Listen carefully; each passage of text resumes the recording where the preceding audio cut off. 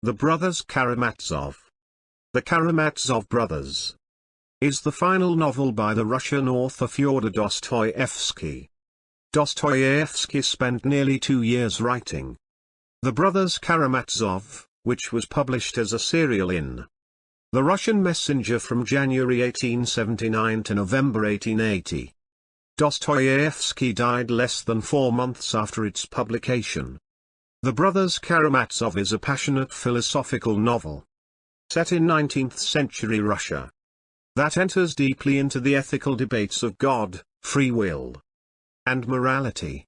It is a spiritual, theological drama of moral struggles concerning faith, doubt, judgment, and reason, set against a modernizing Russia, with a plot which revolves around the subject of patricide.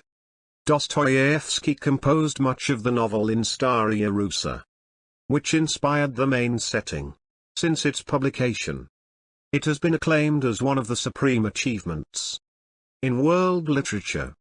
The Brothers Karamazov is a murder mystery, a courtroom drama, and an exploration of erotic rivalry in a series of triangular love affairs involving the wicked and sentimental Fyodor Pavlovich Karamazov and his 3 sons, the impulsive and sensual Dmitri, the cold irrational Ivan, and the healthy, red-cheeked young novice Alyosha. Through the gripping events of their story, Dostoevsky portrays the whole of Russian life, is social and spiritual striving, in what was both the golden age and a tragic turning point in Russian culture. In terms of the big questions this book asks: A. Why do children suffer if there is a good God that has not forsaken us? B. Can children kill their parents if their killing is a force for good? C. How do we judge criminals and are our standards for judging them fair? D. Is there any way for a parent to recover from the loss of a child? More on these throughout our reading. For now, it's enough to know they're coming. Book 1. A Nice Little Family. The opening of the novel introduces the Karamazov family and relates the story of their distant and recent past. The details of Fyodor's 2 marriages, as well as his indifference to the upbringing of his 3 children, is chronicled. The narrator also establishes the widely varying personalities of the 3 brothers and the circumstances that have led to their return to Fyodor's town. The first book concludes by describing the mysterious religious order of elders to which Alyosha has become devoted. Book 2. An Inappropriate Gathering. Book 2 begins as the Karamazov family arrives at the local monastery so that the elder Zosima can act as a mediator between Dmitri and his father Fyodor in their dispute over Dmitri's inheritance. It was the father's idea, apparently as a joke, to have the meeting take place in such a holy place in the presence of the famous elder. Dmitri arrives late and the gathering soon degenerates and only exacerbates the feud between Dmitri and Fyodor. This book also contains a scene in which the elder Zosima consoles a woman mourning the death of her 3-year-old son. The poor woman's grief parallels Dostoevsky's own tragedy at the loss of his young son Alyosha. Book 3, Sensualists. The third book provides more details of the love triangle that has erupted between Fyodor, his son Dmitri, and Grushenka. Dmitri's personality is explored in the conversation between him and Alyosha, as Dmitri hides near his father's home to see if Grushenka will arrive. Later that evening, Dmitri bursts into his father's house and assaults him while threatening to come back and kill him in the future. This book also introduces Smerdakov and his origins, as well as the story of his mother, King Lizaveta. At the conclusion of this book, Alyosha is witness to Grushenka's bitter humiliation of Dmitri's betrothed Katerina, resulting in terrible embarrassment and scandal for this proud woman. Book 4. Lacerations. Strains. This section introduces a side story which resurfaces in more detail later in the novel. It begins with Alyosha Observing a group of schoolboys throwing rocks at one of their sickly peers named Ilyusha. When Alyosha admonishes the boys and tries to help, Ilyusha bites Alyosha's finger. It is later learned that Ilyusha's father, a former staff captain named Snigayov, was assaulted by Dmitri, who dragged him by the beard out of a bar. Alyosha soon learns of the further hardships present in the Snigayov household, and offers the former staff captain money as an apology for his brother and to help Snigayov's sailing wife and children. After initially accepting the money with joy, Snigayov throws the money back at Alyosha out of pride and runs back into his home. Book 5. Pro and Contra. Here, the rationalist and nihilistic ideology that permeated Russia at this time is defended and espoused passionately by Ivan Karamazov, while meeting his brother Alyosha at a restaurant. In the chapter titled Rebellion, Ivan proclaims that he rejects the world that God has created, because it is built on a foundation of suffering.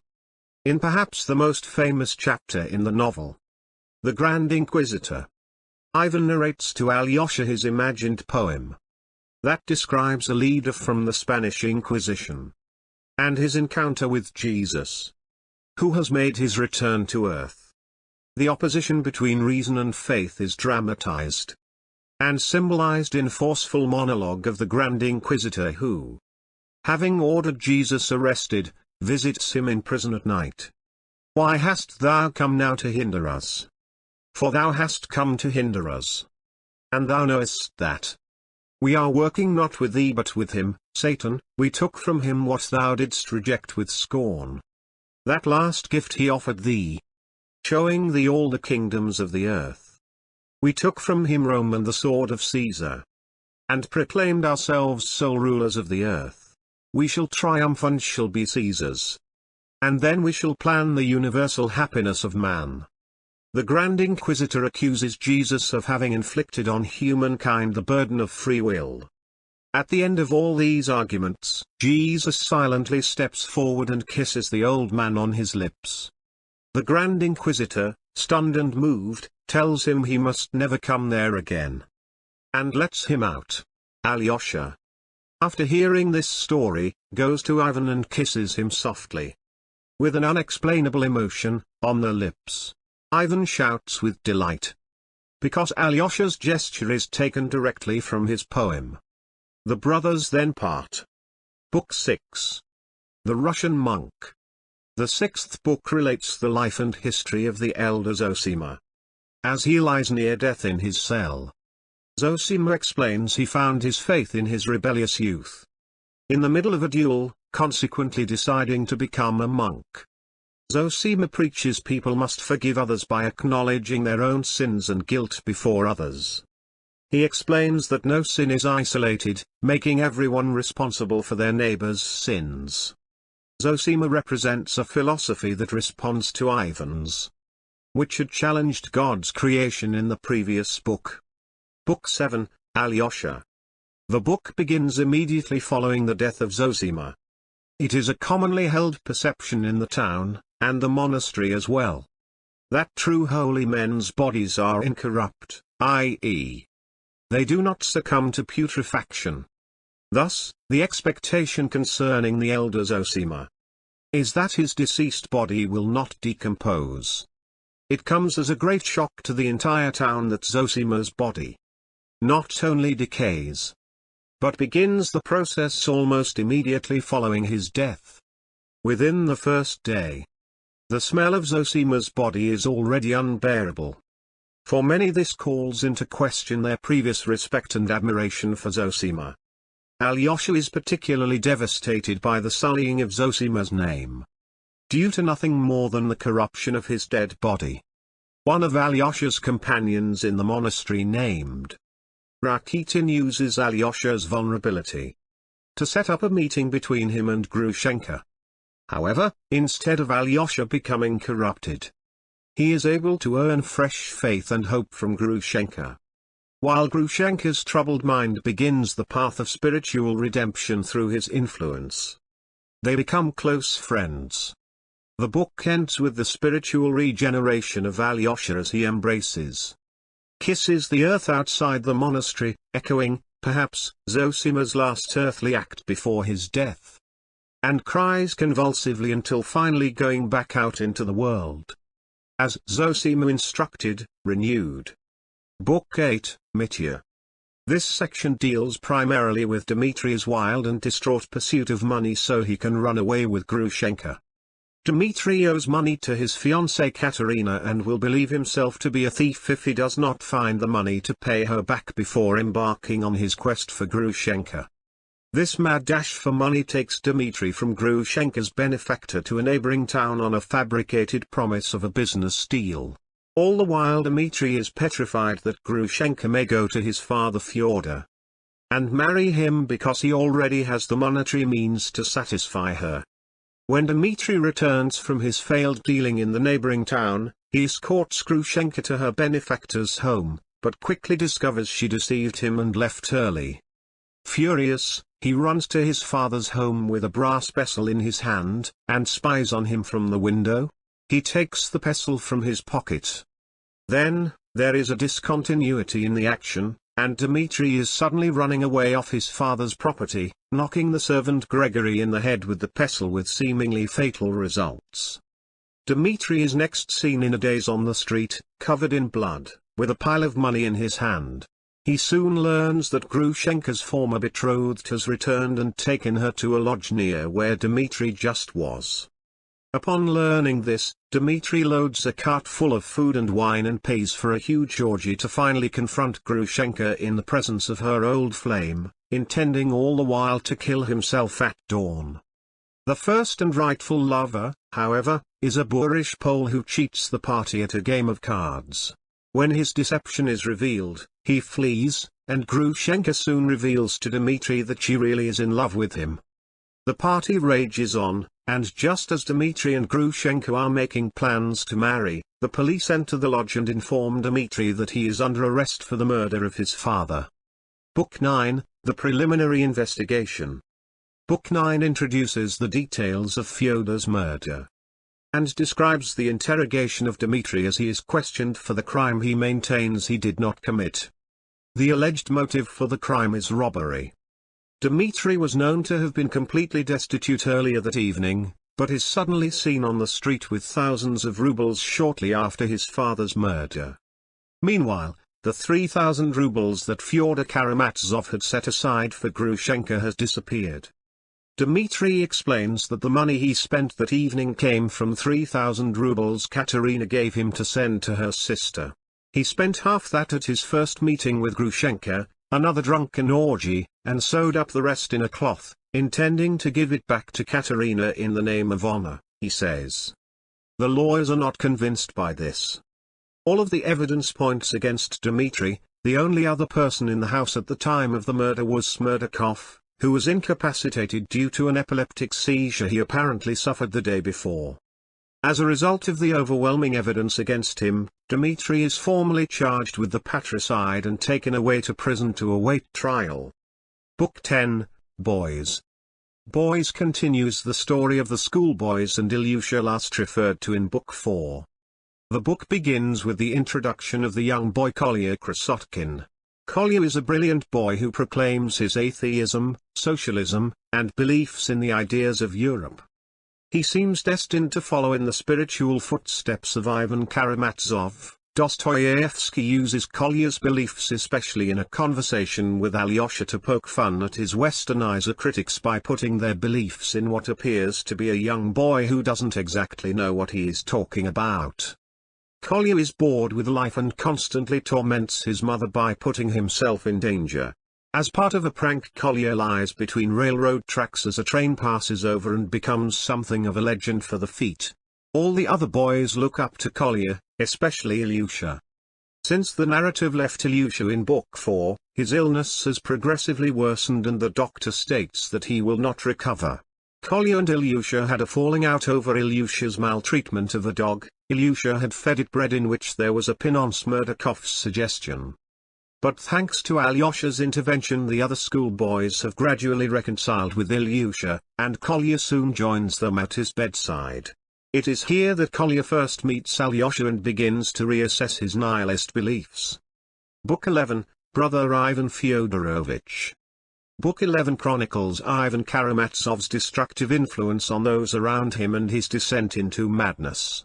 It is in this book that Ivan meets 3 times with Smerdakov, the final meeting culminating in Smerdakov's dramatic confession that he had faked the fit, murdered Fyodor Karamazov, and stolen the money, which he presents to Ivan. Smerdakov expresses disbelief at Ivan's professed ignorance and surprise.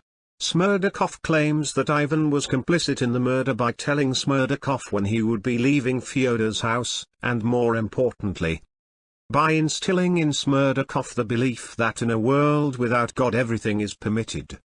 The book ends with Ivan having a hallucination in which he is visited by the devil, who torments Ivan by mocking his beliefs. Alyosha finds Ivan raving and informs him that Smerdakov killed himself shortly after their final meeting. Book 12, A Judicial Error. This book details the trial of Dmitry Karamazov for the murder of his father Fyodor. The courtroom drama is sharply satirized by Dostoevsky. The men in the crowd are presented as resentful and spiteful, and the women are irrationally drawn to the romanticism of Dmitry's love triangle with Katerina and Grushenka. Ivan's madness takes its final hold over him and he is carried away from the courtroom after recounting his final meeting with Smerdakov and the aforementioned confession. The turning point in the trial is Katerina's damning testimony against Dmitry. Impassioned by Ivan's illness, which she believes is a result of her assumed love for Dmitry, she produces a letter drunkenly written by Dmitry, saying that he would kill Fyodor. The section concludes with the impassioned closing remarks of the prosecutor and the defense, and the verdict that Dmitry is guilty. Epilogue. The final section opens with discussion of a plan developed for Dmitry's escape from his sentence of 20 years of hard labor in Siberia. The plan is never fully described, but it seems to involve Ivan and Katerina bribing some guards. Alyosha approves, first, because Dmitry is not emotionally ready to submit to such a harsh sentence. Secondly, because he is innocent, and, third, because no guards or officers would suffer for aiding the escape. Dmitry and Grushenka plan to escape to America and work the land there for several years, and then to return to Russia under assumed American names, because they both cannot imagine living without Russia. Dmitry begs for Katerina to visit him in the hospital, where he is recovering from an illness before he is due to be taken away. When she does, Dmitry apologizes for having hurt her. She in turn apologizes for bringing up the implicating letter during the trial. They agree to love each other for that one moment, and say they will love each other forever. Even though both now love other people. The novel concludes at Ilyusha's funeral, where Ilyusha's schoolboy friends listen to Alyosha's speech by the stone. Alyosha promises to remember Kolya, Ilyusha, and all the boys and keep them close in his heart, even though he will have to leave them and may not see them again until many years have passed.